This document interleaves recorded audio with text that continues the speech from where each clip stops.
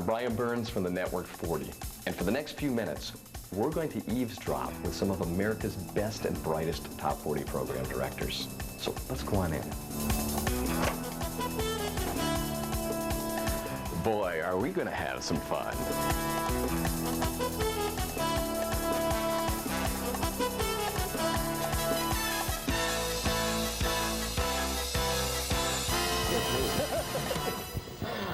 Okay, here we go. With us today are Rick Stacy from Power 99 in Atlanta, Mike McCoy from KJ103 Oklahoma City, Dave Shakes from B96 Chicago, from WDJX Louisville, Chris Schiebel, and from Seattle, K-Plus is Casey Keating. Dave, you said a year ago that variety is on the dial, not on a radio station. Is mainstream Top 40 dead? Mainstream, maybe. Mass appeal, no.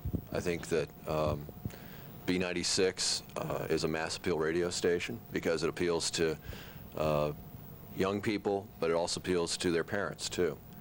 At least that's what we're trying to do. So mainstream, maybe in the sense that you can play a wide variety of music in all types of genres. Well, maybe that will work in some places and isn't working as well in others. But I think mass appeal radio is very much alive. That works in Seattle where Casey Keating programs K-Plus. Right, well, yeah, KPLZ. We haven't been K-Plus for 6 years, but that's okay, Brian. I'm going to send you a note on that one. But, no, yeah, mainstream, mass appeal, you know, you could get into semantics about what those things mean, and Chicago is different than Seattle.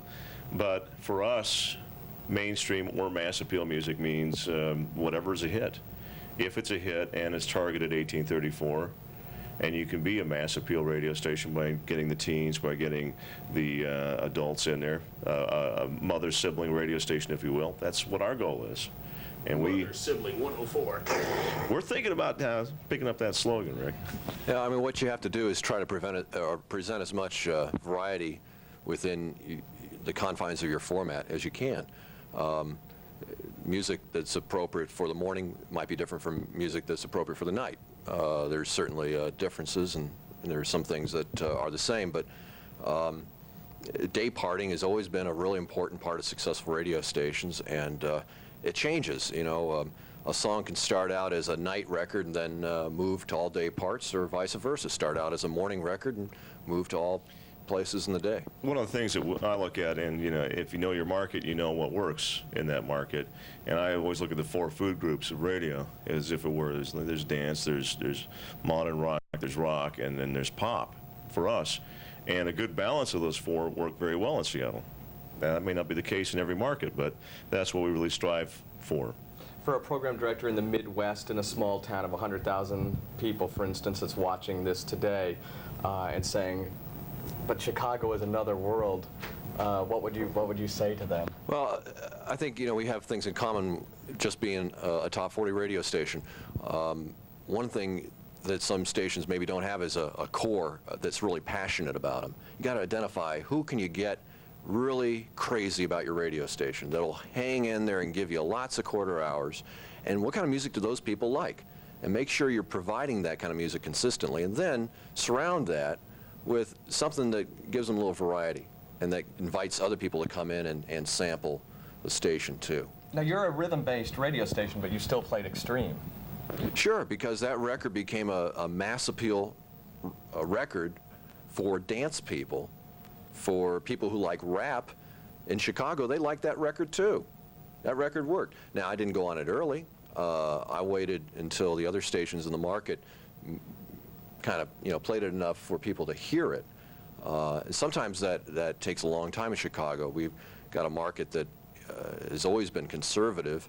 You know, the old saying that it takes 2 years for Chicago to catch up to the rest of the country. Well, I'm not sure that's exactly true, but I do know that I'm more comfortable playing a record like Extreme after it's been put out on the air, on video, and on other radio stations in the market.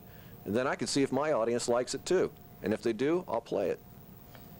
Kentucky is... I think, you know, one of the things that's also important is it depends on the mix of the media in your market. I mean, if you're Dave Shakes in Chicago, you've got 40, 50, 60 radio stations. In Louisville, Kentucky, I don't have that many. And it gives you more flexibility in what kind of music you can play. Now, down in Atlanta, for the size of the market, Atlanta's kind of under-radioed, isn't it? Mm-hmm. So, yeah, but how many top 40s are you going to have in Atlanta? You're not going to have 3 or 4.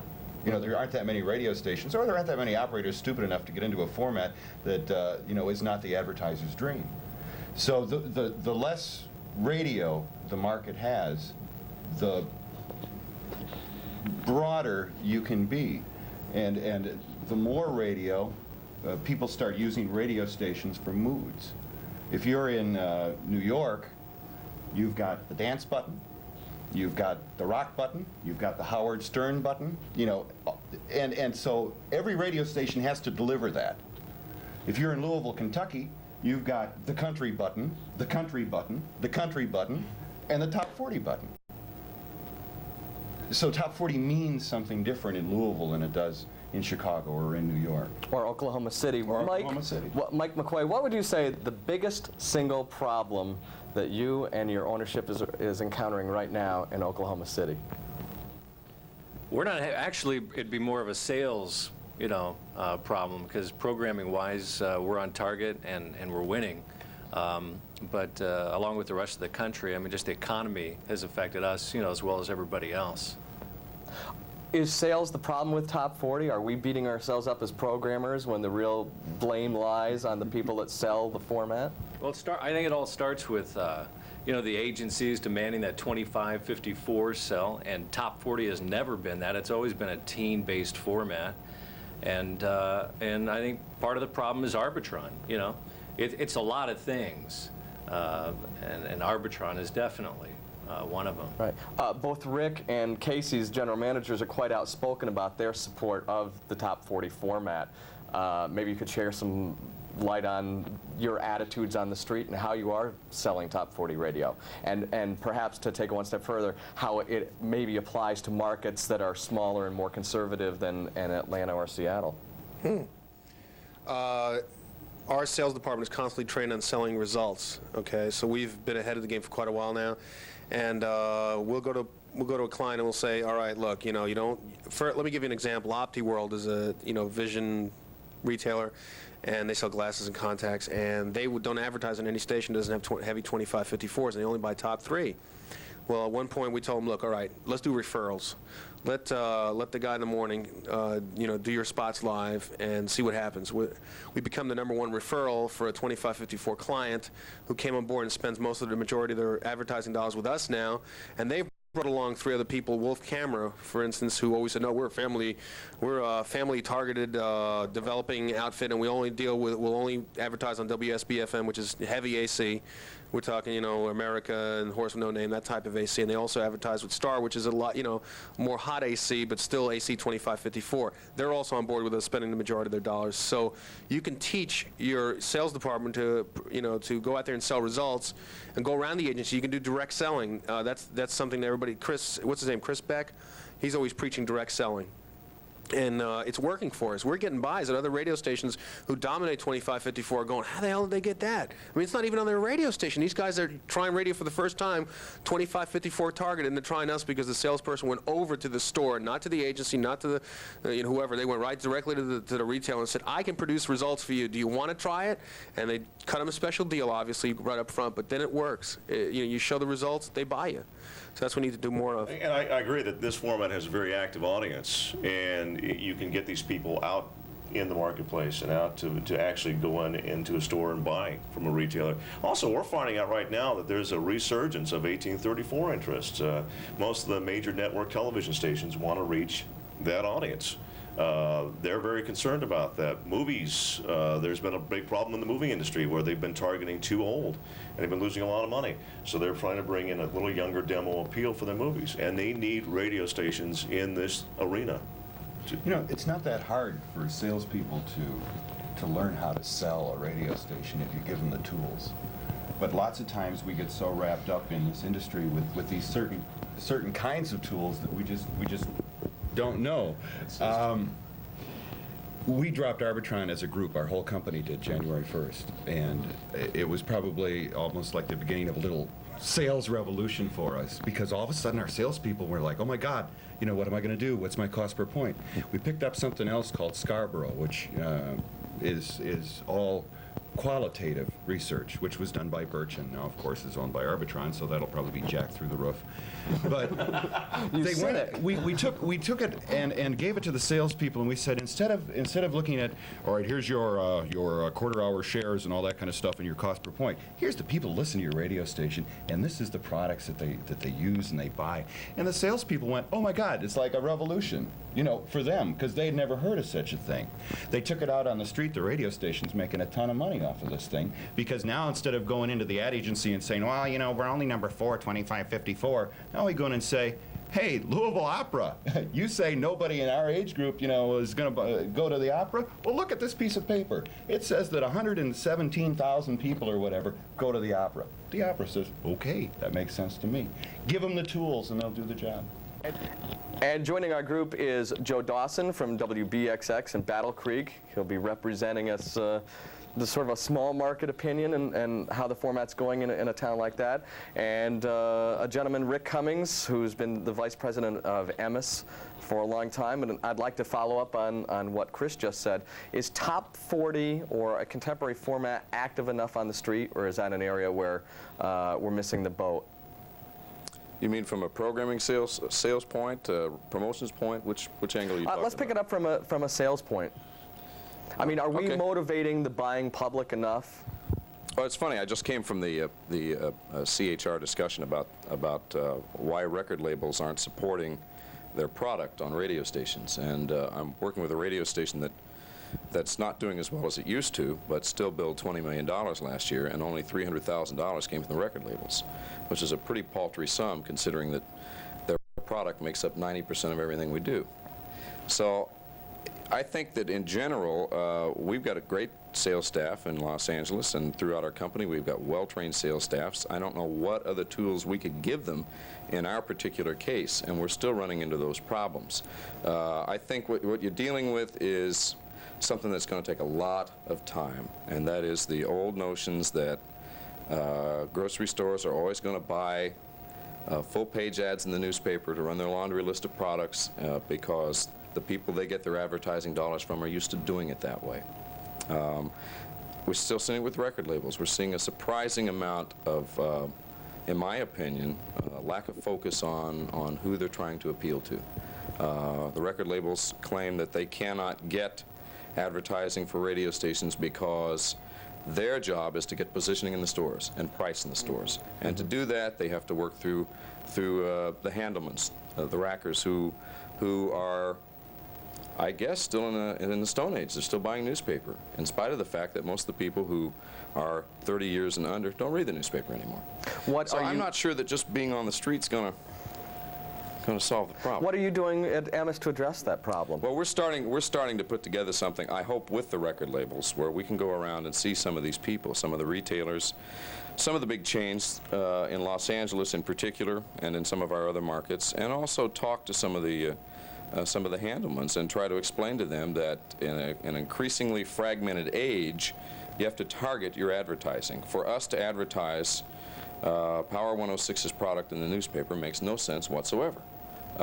And to a large degree, for a record label to do the same thing with an artist that appeals to people 30 years of age and under in the newspaper makes no sense at all. So we're going to try to mount a campaign, and I guess in a sense that's being on the street to try and explain that to these retailers. But again, I think it's old notions die really hard, and it's going to take a long time.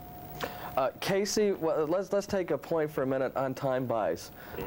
If a record company comes to you and says, we would like you to play this record and we're offering you a $2,000 time buy, what is your position? That's no, absolutely not. We don't play music based on a time buy. I mean, that's ridiculous. It's counterproductive. But at the same time, I concur with Rick that if you are playing product that a genuine hit, and that product is your radio station, then in fact I think if record sales comes out of that, and yes, they should advertise on our radio station to get people to to buy CDs or cassettes of that music. So would you say that we're our own worst enemy when we take time buys for records that we ultimately play junk, and that's causing the format attrition? No. I think it's the other way around. When we play a hit, then they should say, take a clue that says, boy, that record's really working. God, we better get people out to buy that record. It's the reverse effect. You don't put the advertising before the record, or the cart before the horse. I firmly believe that the record labels are hiding the ball on us just a little. I just talked to somebody in the lobby who said, hey, thanks for playing my record. It went from nowhere to top 20 selling single in Los Angeles this week. He didn't have to buy my radio station. We've already done the job for him. And that's where it gets kind of tough. I'm not going to put stuff on my radio station that's not going to work for my audience, or at least I'm trying not to. And a time buy, I would like to think, isn't going to influence that. On the other hand, I don't know how you get a record label to support something when deep down they know damn good and well you're already selling a record for them. Joe Dawson, a small market in the Midwest, you got your general manager going, my God, man, we need to bill. Anything you can do, I got to make payroll this week. Are you put in a precarious situation where you may have to deal, although you might not want to? Well, yeah, I think that when it comes down to time buys, that if you're playing the record, that's the only time it really makes any sense. And yeah, I guess I've been pretty lucky where I haven't had anybody come in and do a tit for tat trade, because excuse the phraseology, because I mean they know that I don't work that way. But I think it just makes sense for them. I mean, if they are as committed as they are on the telephone on Tuesday with the record, saying, oh, we're just so committed to having this thing, why can't the retail department be just as committed after you get the thing on to say, hey, we're gonna buy some spots and support it and get it more well known? But unfortunately, it doesn't work that way. It did way back in the early 70s. You'd hear what was then time buys on the radio all the time for product tagged for Musicland or whatever, and I think it came out of the retail department. And if the record company is that committed, especially when they're doing when you're stepping out early in the market on a record and you've played the record for a couple of weeks, and if they're that committed, then the retail department should back it up. I got two stories, one for radio, one for records, okay? First one, Hollywood Records bought a time buy on B96, a 60-second spot, probably bought, I don't know, 10 or 12 of them.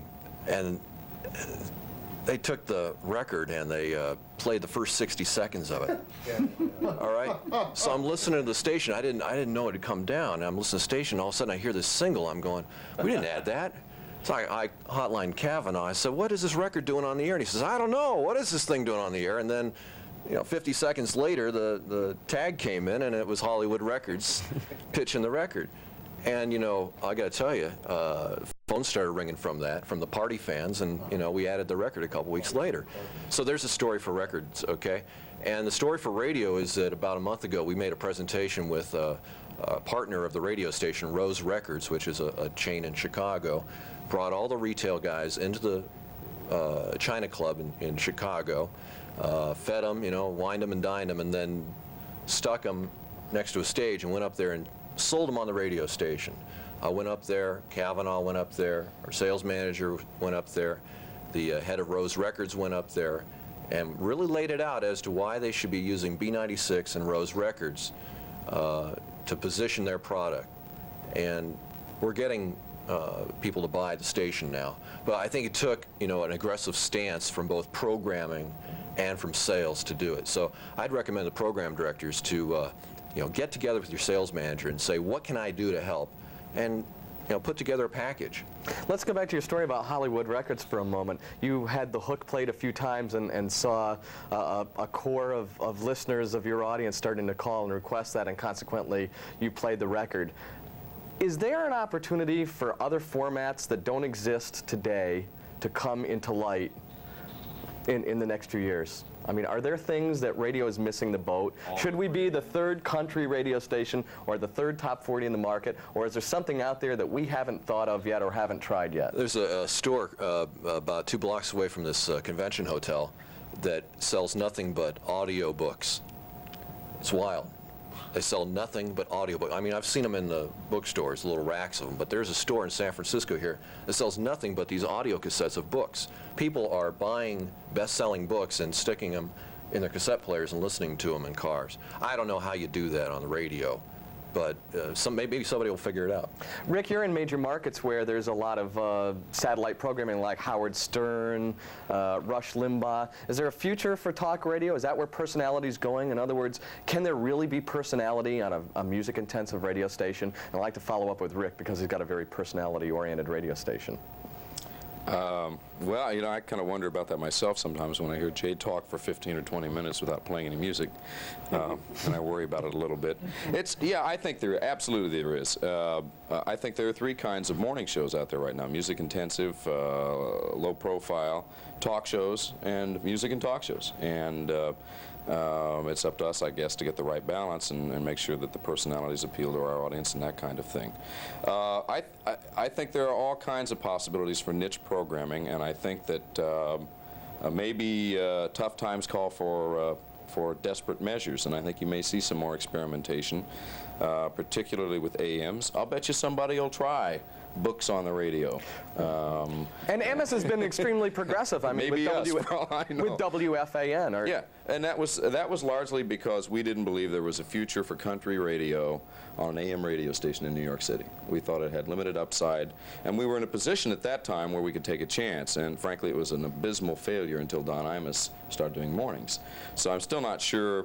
When I see these new all-sports stations starting to proliferate in other markets, I'm still not sure I believe that an all-sports format works very well in very many places. I think you got to have an incredible, rabid sports following like you do on the East Coast or in Chicago to get that kind of a radio station to work, and you got to have a morning show. If you don't have those things, it won't work. Is the economical climate conducive to any kind of experimentation in 1992? Not right now. I mean, if the recession ends, I think, see, everything right now is, we're kind of, I think, recovering from the 80s. I mean, Amos has sold $200 million worth of radio stations in the last 2 years. And we've been fortunate in that we're in markets where we can sell the product because the stations because they have intrinsic value. But we had to do that to lower our debt load to compete in the 90s. The companies with high debt load are going to be in real trouble because the banks simply can't fund that anymore. And so I think you're in a shaking out period as the recession starts to, if we indeed are spiraling out of it, as I guess they're saying we are now. They said that last summer too, but if we're starting to do that and it's a good time to borrow money, as it seems to be right now, you may start to see some people take some chances again. And I think you may see, I mean, there are tons of artists who sell lots of product who don't see the light of day on radio stations. And you're talking about everything from young end, heavy rock acts, to Harry Connick, to a lot of the smooth jazz artists who don't have a lot of outlets across the country. You may see some more of that, people taking chances with new kinds of formats. But things have to get better economically first, I think. Rick, you're a risk taker. How have you integrated contesting and personality and made them mesh in a very highly music-intensive format in Atlanta? I think being in the decade of real, if that's what I heard in the panel just before, this is a good way to put it. The personalities I'm looking for are real. I need real people on there. People can actually relate to the person who's listening. That means they're going through the same troubles during this, recession or what have you, and they actually can speak on the radio as they would if they were face to face with this person, and that's hard to find, but that's what you got to strive for, I think now. The days of the guy going, hey, 25 hours an hour coming at you, I'm Johnny Jonathan, it's over. But where do you find these people? It was pretty good, wasn't it? You like that? Where do you find these people if they've been reading liner cards for the last 10 years? I mean, where is the training ground? There wasn't any for a while, and I've come up against that a lot where I find disc jockeys who say, I'll call them up and say, hey man, the liner card, that thing you just promoted is out of date. Well, I don't have any of the liner cards. What do I say?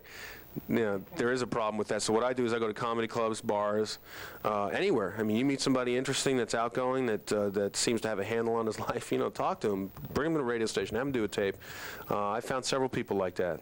Half my morning show are non-broadcast people. So. Now, you've recently brought your staff into making more decisions by getting rid of your music software and letting them help in determining the music during their show as they pick it. Andy Economos, I love you. It's not my fault. I had nothing to do with it. What brought on that decision? No, I used to work with cards, and pretty much 90% of my staff used to work with cards. We've all worked with either Jerry Clifton, or we've worked with some RKO affiliation somewhere in KFRC was in San Francisco, and we've all worked with the card system. And back when computers came out, we all became fascinated with the, oh, this is neat. Your station can sound the same all the time. Well, that to me was the problem. There was always this one little element missing in these. I've worked with computers for 7 years, and there's always been this one little thing missing, and just never had the guts to really leap out and go back to the cards, and I did, and now I know what it is. There's an attraction to the inconsistencies with the consistency of their overall product. Domino might cheat on the music a little bit. He does afternoons, but he does it. He's talking to his audience all the time. He knows he can break the rules a couple times, and it gives it that little special zing. It's the sparkle that McClendon talked about. And the Midday Girl, she's a little more mellower, and she's a little more rhythmic personally, and she gives it a little tinge or something, and that makes the difference on the radio station. It gives it that little thing, well, I don't want to tune out right now because something might come up that, that feeling was gone with the computer. The station was perfect all day long. As a matter of fact, at one point, and this is not Lee Chestnut's fault, Lee left for more money, smart guy. There was one time in the radio station at Power 99, and over the last year, and I think that's one of I used to listen to the station and say, well, there's C.C. Peniston finally. I know what's coming up next. Bing. 10 seconds later, there was a record. It just got so predictable and so perfect. Even new records. You put a new record in, and we thought, well, maybe that'll add to. It wasn't that either. It was just the way it was being scheduled. It was always perfect. The flow was always perfect. Everyone in here has a music scheduler. Everyone in here has passive music research. Has that made Top 40 radio become too safe, and is that ultimately hurting the format? Only if you believe everything it says. When times are the way they are right now, somewhere in our heart somewhere is a little bit of fear, and you start leaning on those tools. And it was said in the panel earlier. And all of a sudden, when you become real fearful and you start spiraling downward, then you start relying on those tools very heavily, and you realize, what was that? Somebody just said it perfectly in the panel. It's they're not the solution. They're just the tools to help you get to the solution. And you start relying on that stuff, and your station starts sounding like a research project after a while. Mm-hmm. Mike, would you say that there's truth in that? Would you say that radio has gotten too safe, Top 40 radio, that you're making decisions based on things that maybe are not real? Well, absolutely, because a lot of that stuff that you look at is yesterday's news. So if you know your market, you know what's worked in the past, and you find new records that sound like that, have the same kind of vibe. I mean, you just go with your gut. And time again, that works for us. Well, let's say that you went with your gut, and on the first 2 weeks of airplay, a record did not look like it was going to test. We've had Jesus Jones, the first record, right here, right now. Didn't see anything in the research for about 8 to 10 weeks. I mean, nothing. We were ready to drop it, and then boom, it kicked in, and it was a hit. So some of those, you just have to hang on to them if you believe in them. Mm-hmm. Dave, what about you? I mean, with call-out research. I always figure that research and consultants are the bogeyman of the record industry because there's weak PDs who, instead of saying, I don't believe in it, or, just don't want to say no, they'll go, well, my research is not good, or my consultant told me not to, Well, those are just bullshit reasons to begin with, Stand up for what you mean, Mm-hmm. Are consultants cookie cutters? Are they hurting the business? Are they helping? Well, it depends effect? It depends on how you use them. I mean, I think sometimes they can be the voice of reason, and they can also be that view from 30,000 feet. They get to see a lot of what's going on around the country. They get to look at a lot of research, and they say, gee, here's what I think. But ultimately, if you're in control of your radio station, the decision is yours. And In Seattle, we have a situation where we're breaking a lot of big selling bands right now. We've got Nirvana, we've got Pearl Jam, we've got old rock bands like Queensryche. Yeah, and how did you find them? Well, yeah, just because of the record sales and the fact that the people wanted it. Right. And so, I mean, no consultant told us to play Nirvana. No consultant is telling us to play Pearl Jam.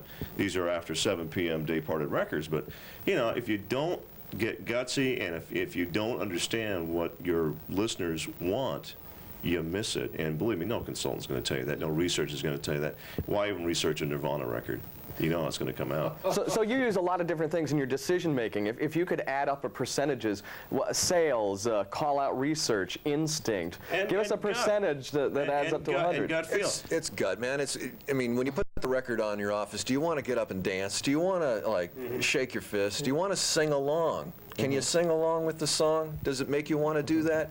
Well, chances are your audience will react exactly the same way. I think that a lot of it is, Dave, that the fun's been taken out of this business because it's over-researched, over-managed, and over-leveraged, and it's time to get back to just having fun. And generally, if you're smart about it, you'll do okay. I'm trying to scare her with the broom, but she's just growling. Wonderful. Well, equal time from talking to the Anti-Cruelty Society. There you go. 8:14. Coming up, we'll see what we can do to a cat with a curling iron. Hang on. Time once again for that furry, fuzzy, funny man, fabulous, freewheeling, fast and running. Good evening, Flash Phelps. The funny farm you're about to experience is insane, cracked, and nuts. Hell of a way to earn a living. Don't stop believing. 99.5 WCPL. What do we say to the small market guys or medium market or even major market guys who are sitting in front of their general manager, not asking for 25.54, but you have OPP, let's say, and you got to play it at 2 o'clock in the afternoon. That's why I want to ask Dave to answer this question. And you had to play it at 2 o'clock in the afternoon, and you have a guy sitting there doesn't even understand his own kids, and nevertheless, your 12 to 24 audience. What do you say to him where he's not going to start bitching every time OPP or whatever record comes up at 2 to 3 o'clock in the afternoon, Dave? I don't know. I mean, there is a generation gap of sorts. I mean, definitely. And the trick, I think, in Top 40 today is to surround the polarizing records by the non-polarizing records, so that if somebody can't stand what they're hearing right now and they punch out and they punch back in, maybe the next one you hook them. But, I mean, you can only control what you can control. And I'm just afraid that too many guys running radio stations right now don't really know what turns on their audience. And it's mind-boggling. Passion is the key. Are general managers even qualified to hire program directors? By and large, they're coming out of sales these days. Rick, what do you think that program directors, that the right people are getting the right jobs, that managers are making the right decisions? I don't know. That's a good question.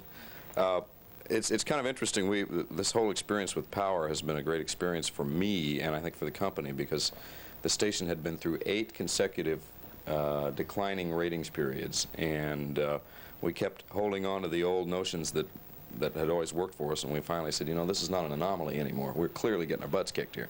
And so a lot of changes took place. Not all of them have been done yet. It's a gradual process, and it's very difficult to turn something around that has drifted that far. Startups are a lot easier. And we did, and this is a good illustration of what happens when you do too much research. We were so concerned, we did 2 massive projects, completely independent of each other last summer. And they showed vastly different. I mean, it was frightening how different the conclusions were in those 2 projects. So that was a little scary. And when Doyle Rose and I first started working on the station last October, Doyle was very anti-rap.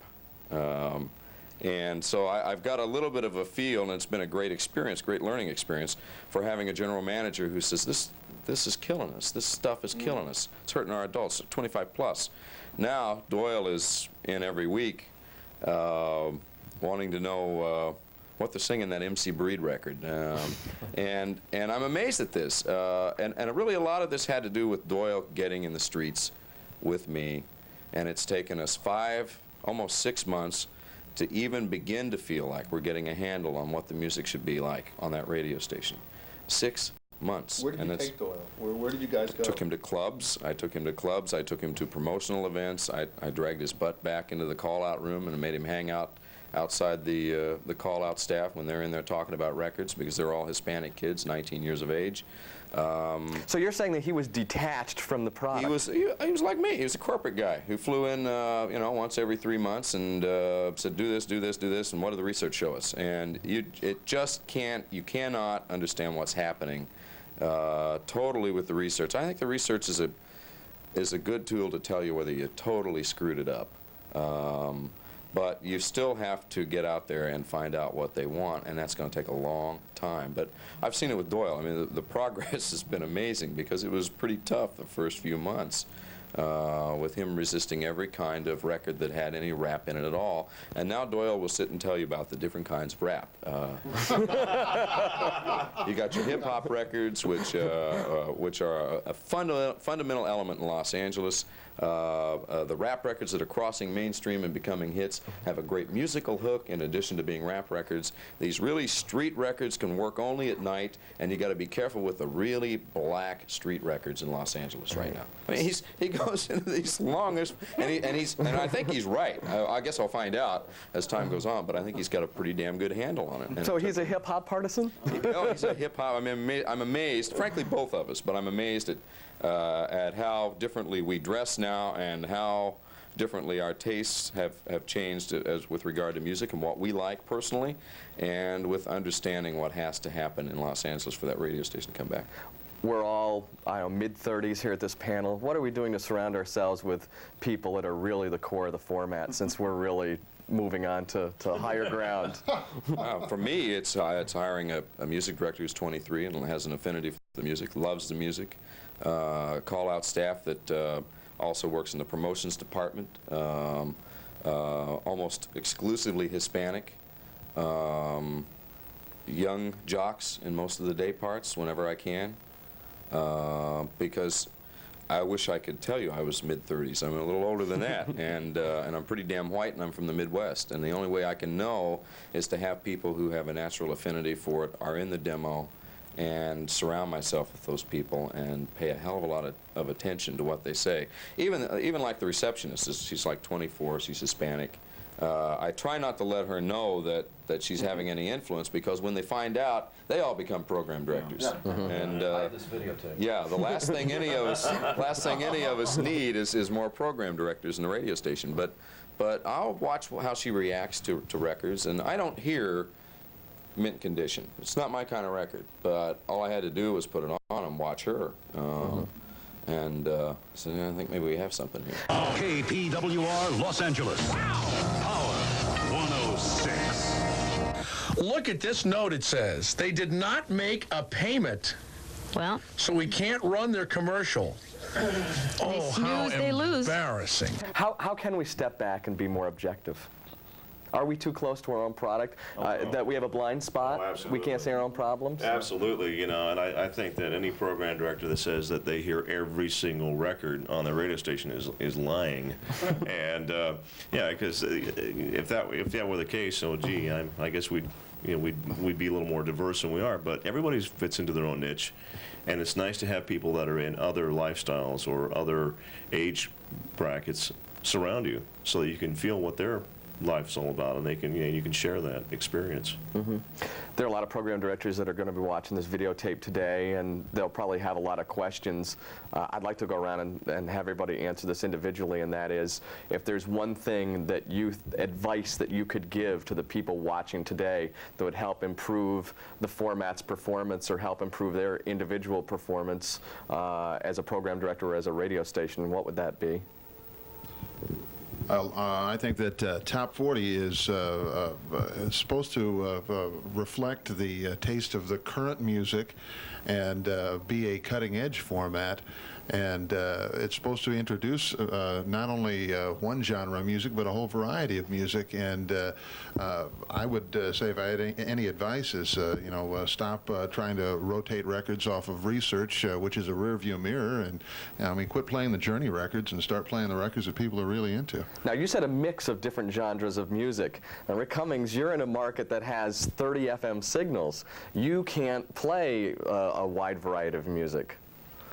Well, I could, I don't know if it'd be a good idea. I think the market kind of determines that. I think, you know, if you're in a smaller market, well, Indianapolis is my hometown, and ZPL there is pretty much by themselves. I mean, they have a competitor now, but it's a shoot-in, and it's under-signaled. And so I think ZPL can be a little broader than maybe they could be if they were in a market with 2 or 3 choices. I think it really comes down to trying to reflect what your audience out there wants. And I think that's one of the things that got us in trouble in a couple of markets in the past. We felt like, well, markets are getting fragmented. There's 2 of these. There's not one of these out here. Let's try this. And then we saw pretty damn quickly that nobody in that market wanted that. So what we tried to do with Power when we tried to fix it was, rather than be a sound current kind of radio station, let's play a lot of freestyle records, because that's what we've always done. Well, that's what's conducive to the ethnics in Los Angeles. Now, the 12 to 34s are over what? Oh, it's over 50% in Los Angeles of Hispanics or of non-Anglos. Well, we have an advantage in LA because LA didn't gray like most areas did. But I think we realized very quickly over the past year and a half that freestyle really wasn't what they wanted. We were forcing it on them, and the truth of the matter is, at least in LA right now, Hispanic contemporary listeners want what they want, and that may be a freestyle record, but it may also be a ballad. It may be Nirvana. We don't feel that we're in a position to play that record just yet. At this point. At this point, but we're trying to reflect what they want and let them drive the radio station, and let it be a 25 and under radio station. Now, I'm fortunate. LA is a big place, and there are a lot of 12 to 24-year-olds in Los Angeles. I don't know how that plays in Peoria, where you really need to do better with people beyond the age of 25. So I understand that there are different influences at work here, but in our particular case, if we focus 24 and under and we do it right, we'll make a lot of money. So what advice would you give to program directors or general managers watching us today? What's the single biggest thing they can do to help improve themselves? Take your GM and make him go to the clubs with you. make him go to back and hang out with the call-out people. Get his butt out in the street and make him hear some of this. Make him take his tie off and wear a lot of black clothing for a few weeks. You'll be fine. Rick, what advice would you give to people out there today? I think that's the best advice right there. The only other thing I would say is, for those of you who've been in the business for a while and remember driving into a town you'd never been to and you heard that radio station which you knew was #1 just by the way it felt, if you don't leave your radio station in the evening feeling that your radio station sounds that way, then go back and fix it. There's that third, there's that element that is created when everything comes together, and you got to find it. It's something you find. Nobody's going to tell you how to do it, but you'll know when you hear it, and when you hear that, then you can go home and sleep. Mike, Oklahoma City, it's out in the middle of nowhere. What advice would you give? It's getting kind of scary because, you know, it seems like there's fewer really good radio stations. And I think about the future program directors out there and who they're learning from, you know. I mean, you really need to get good basics down first, you know, and then find your way as you go along. But, you know, with the way it is right now, it's kind of scary looking at the future. I just hound those PDs with tapes and get in there and find the good PDs. You got to get on with somebody good and, you know, learn the tricks and the techniques right off, you know, in the beginning. So you would recommend 3 or 4 different jobs, working for different people and developing your own style? Worked for me. Yeah. You know, and I look at, you know, the 16 years of radio, and I've been doing this, and really only have learned, I believe, from a couple people, you know, that were really good. And I'm still doing the same things that, you know, we were doing back then, and they're working, you know, good basic radio. Okay. Dave, what advice would you give today? I don't know, man. There's so many things you got to do, but, you know, change. Chris is talking about change. Got to change it. If there's something that has been on your station a long, long time, ask yourself why it's there, and better be a damn good reason. I don't know, just, I guess, go for the records that don't have any ads. No promotion. You know, if a record's got 100 ads, ask yourself, if there really are 100 markets in this diverse country where a record deserves to be launched in the exact same day, and be very suspicious of that. Chris? Don't be afraid of change, and don't be afraid of risk. I think that's the most important thing. We're entering in a whole new cultural era, and another thing that's real important is we're all in the top 40 world here, so we're the radio station for. Sorry, Art.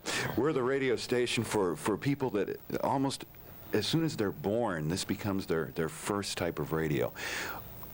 If we lose them, the whole industry loses them forever.